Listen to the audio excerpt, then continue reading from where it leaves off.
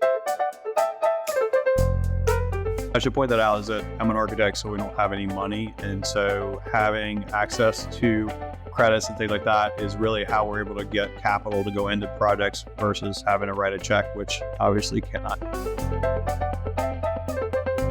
Welcome to BuzzHouse, a Baker Tilly podcast where you can hear all the buzz around multifamily housing, with all the info you need to help you win now and anticipate tomorrow.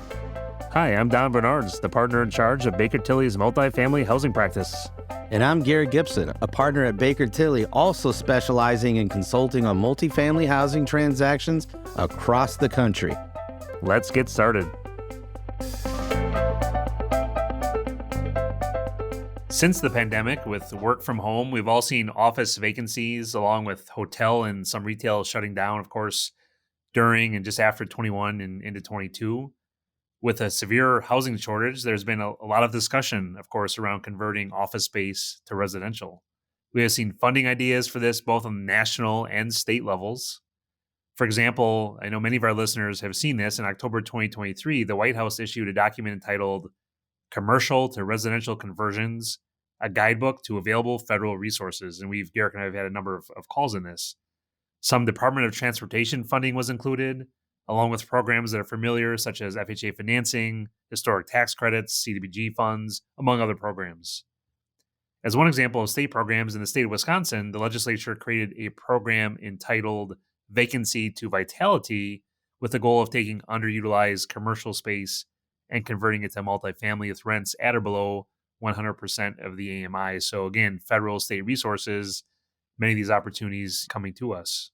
To talk about these office to multifamily housing conversions from an architectural and design perspective, we're excited to have as our guest today in the BuzzHouse, Dyke Nelson, the founder and managing partner of DNA Workshop. Dyke, thank you very much for joining us today. No, thanks for having me. Very good. We're going to get into various considerations for the conversions, including what to look for, what are challenges, what are costs and timelines look like. And we're ready to jump in, so I can turn over to Garrick to start our discussion with Dyke. Garrick? Thanks, Don. Thanks for that intro. And Dyke, welcome to the show. This is going to be a good podcast. We wanted to talk about this topic for quite some time in this sort of way. But before we jump in with those questions, please let our listeners know about your firm, the type of work you're focusing on, and where you are working at. Yeah, so DNA Workshop is an architectural firm. We're just above 40 people now. We have offices in Baton Rouge, Louisiana, Richmond, Virginia, and Dallas, Texas. We do work in 34 states, and we just got commissioned to do a project in Turks and Caicos. So we're international, I guess, but we just have a good group of people. We have a lot of different disciplines that we work in. We're pretty much generalists as architects, but our major focus is in multifamily, and in particular, affordable multifamily. And then part of what leads into that is that I've done a little bit of development myself, and that's wholly been focused in historical renovations where we're leveraging historic tax credits. The historic tax credit parlays very well with the low-income housing tax credit. And so we're effectively speaking the same language as our developer clients when it comes to how those funding sources come together, being very creative about that, trying to help them with their capital stack so there's a value add there. And so we see a lot of that going on and try to stay well ahead of trends and understand what's happening not only in the affordable housing world, but also any kind of federal resources. And we've had exposure to everything from new markets tax credits to CDBG to dealing with 179D, 45L, the new things that are coming out in terms of high efficiency energy rebates, all those kind of things, just to at least expose our clients to those things to help difficult climate from a constructability standpoint, from a cost of construction, interest rates, all those kind of things. We're trying to put as much in front of them as possible to make their projects more successful. Yeah, thanks for that intro. And really on our questions, to start out thinking about office to multifamily commercial, what are some of the characteristics that will make the conversion easier? I mean, because first thing comes to my mind is like commercial buildings can be all sorts of shapes and sizes, right? So for example, we're hearing a lot about the actual size of the floor plates that might make it easier or difficult depending on what it looks like. Yeah. So, I mean, the biggest factor, quite honestly, is the amount of exterior skin to depth. So access to windows is really kind of the driving factor in my estimation. There are a lot of other things that factor in terms of column spacing, things like that. I actually trained at Gensler in San Francisco, and they lived and died by the 11-foot rule, where you could have a 22 by 33 foot grid. You could have 11, because it always worked out well for an office. And if you're dealing with lawyers, they want everything to be exactly the same, and they'll go measure their neighbor's office to see if they got a slightly bigger office, that kind of thing. So having had that exposure, those are the things that I look for. So square building with a large depth is not as attractive as maybe a rectilinear building that has a limited depth. We actually renovated a historic mill in South Carolina, and those units ended up being giant just because the depth of the mill was so significant that we would end up with a larger floor plate than we normally would with, if we would have done it ground up. But that worked well from a marketing standpoint. It didn't affect the air conditioning and things like that too much, to where it wasn't prohibitive from a cost standpoint. And so it's one of those things where you're looking for certain things, but also that may provide a different opportunity, right? And so if you would normally have a 750 square foot, 1-bedroom apartment that ends up being 1,000 square feet that doesn't cost really much more to construct, then your place in the market is probably a little bit elevated so that you can get that thing rented faster. The other thing that's kind of a deal changer is how you handle the system. So the HVAC systems, we did a conversion. Actually, a project that I developed it's a mid-century modern office building. It was a Hibernia Bank building that was then Capital One, and then we bought it from Capital One. We converted it to a mixed use building with a grocery store on the ground floor, 65 apartments with some commercial office space mixed in. What we're able to do there was we were able to use the existing chilled water system and put in fan coils for the apartments, which is not normally what you would do in that case. And so that worked out very well because we could use the existing systems, come in with a very cost-effective HVAC system that really kind of worked with the components that were already there. And then we layered in historic tax credits, CDBG, things like that to make it even better. And I should point that out is that I'm an architect, so we don't have any money. And so having access to credits and things like that is really how we're able to get capital to go into projects versus having to write a check, which obviously cannot. Perfect. No, thank you for that. And thank you for that, Dyke. Dyke, you kind of addressed this a little bit, maybe with like historic buildings or square versus rectangle. It seems like you need to be creative a little bit when designing units that may be deeper than maybe typical. Any other kind of like creative, or what else are you kind of seeing in these that don't quite fit the box, so to speak? Well, I mean, the other thing for commercial office buildings is just floor height and actual construction type, whereas you would end up wood frame construction for a typical ground up residential. You might be dealing with steel and concrete, which may push ceiling heights up or down depending on kind of what you're looking at. And those are things that aren't readily evident. Lots of times you're looking at two buildings that are 10 stories in height, but one of them may be 20 feet taller than the other one. And that really factors in terms of how you squeeze things. The other big component is the ability to stack the units, right? So your plumbing, your ductwork, all those kind of things really need to stack on top of each other to be effective. And then that also, when it comes down to the ground floor, having additional ceiling height at that ground floor is particularly important if you want to work in some commercial space, because you got to pull all those pipes out of the building somehow. And so when you get to that ground floor at all, as big as it's going to be and has to turn, it has to get out. And so if you've got a 10-foot floor to floor, it's going to be very, very difficult for you to get that stuff out of the building without, having it go all the way, stacks going all the way down to the ground.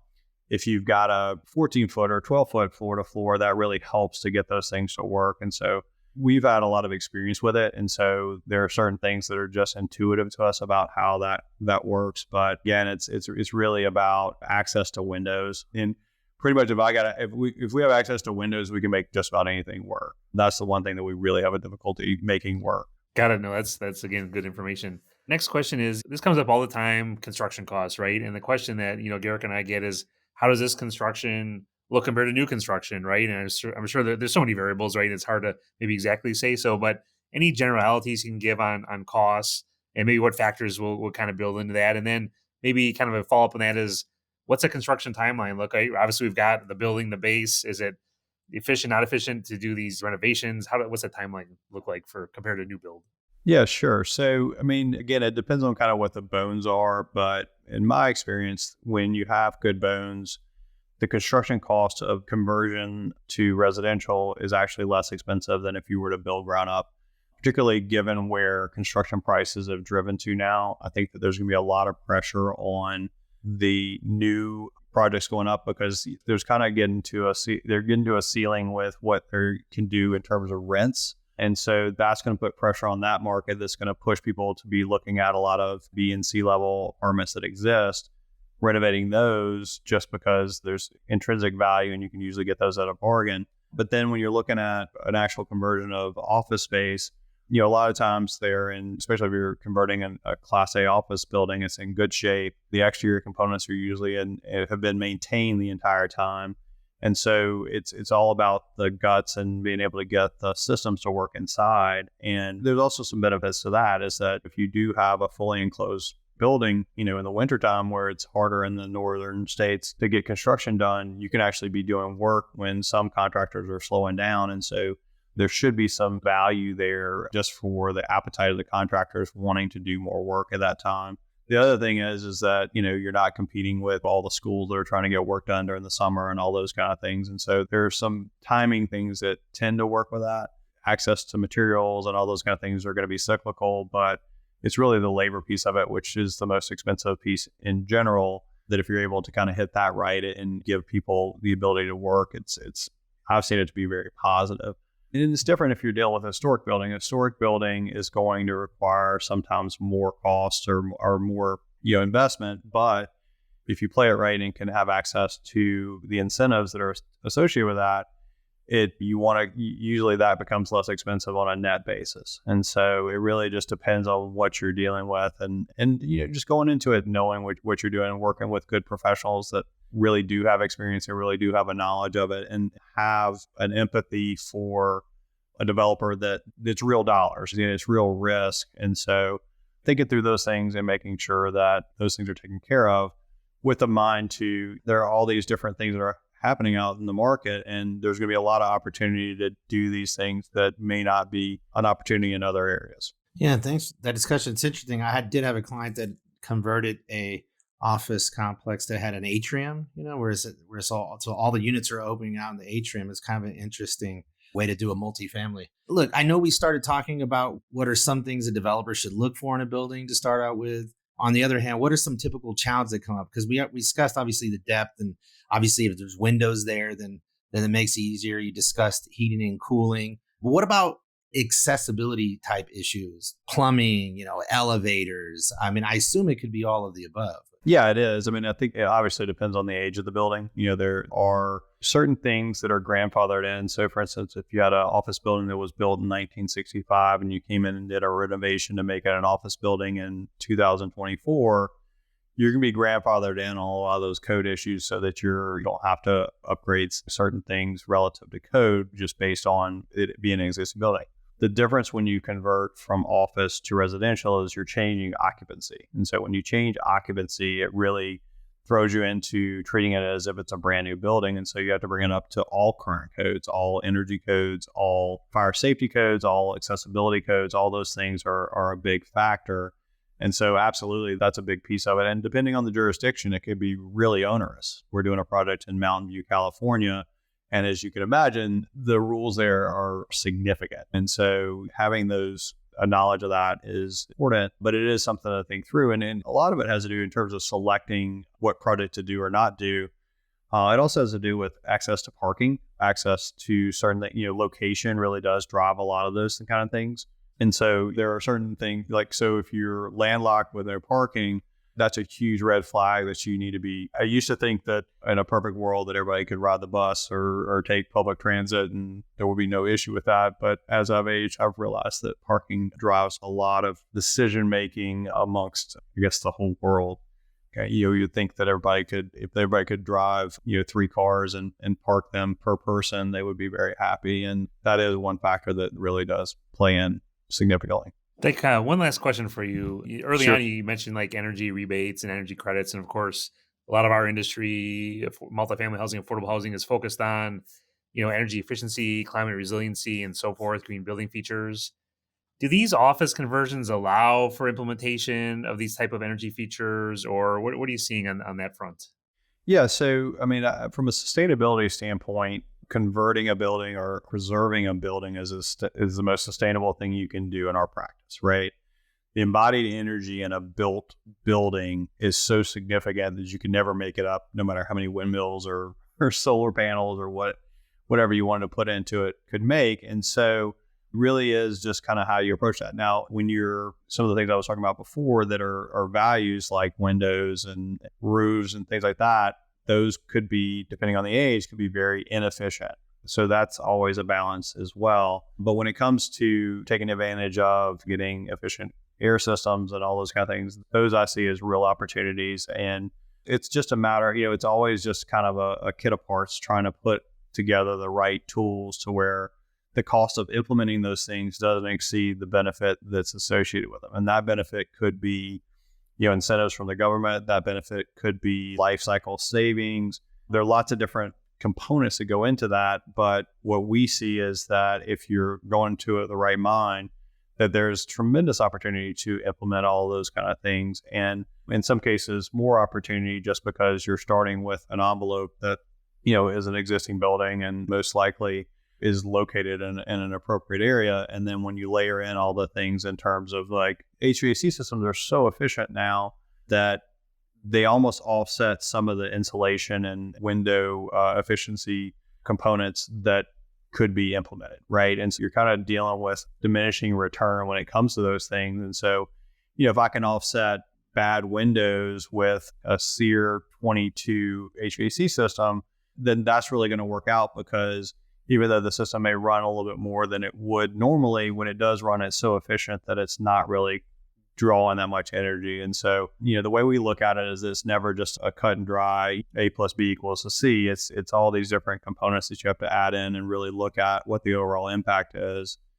And our approach has really been a pragmatic approach to those things and trying to figure out, okay, where do we spend the dollars to get the maximum benefit for not only the owner of the property, but also the occupants of the property. And so there are a lot of non-glamorous things that we try to work in from a sustainability standpoint, which I know is just one component of the whole energy piece of it, but putting in the correct filter system so that the air is correct and then you're reducing children with asthma. And those are things that are all important that may not be as glamorous, but can be really low-hanging fruit that don't really cost much, if any more, to put them in. And then again, looking towards all the different incentives that are out there that came out through the Inflation Reduction Act. And there's still certain components that have not been fully rolled out and that aren't fully understood. Tying those things together with what's required to make sure that we're getting the maximum bang for the buck is something that we find to be very important. So it's a really long answer for your question. The answer to your question is yes, absolutely. There's a lot of opportunity there. And there's certainly going to be limitations to that relative to cost. But like I said, I think you're a lot better renovating or converting a building than you would be building from ground up. Perfect. A lot of really good information and considerations. That's it for this episode of the BuzzHouse. A big thanks to Dyke Nelson, founder and managing partner of DNA Workshop. We're talking about opportunities and challenges around office to residential conversions. Thanks again, Dyke, for joining us today. Appreciate that. Thank you. Thank you. Once again, I'm Don Bernards. And I'm Garrick Gibson. Don't forget to subscribe so you don't miss an episode. For additional resources around multifamily housing, check out bakertilly.com. If you have a suggestion for the show, email us at build@bakertilly.com. That's BUILD @bakertilly.com. See you next time on BuzzHouse.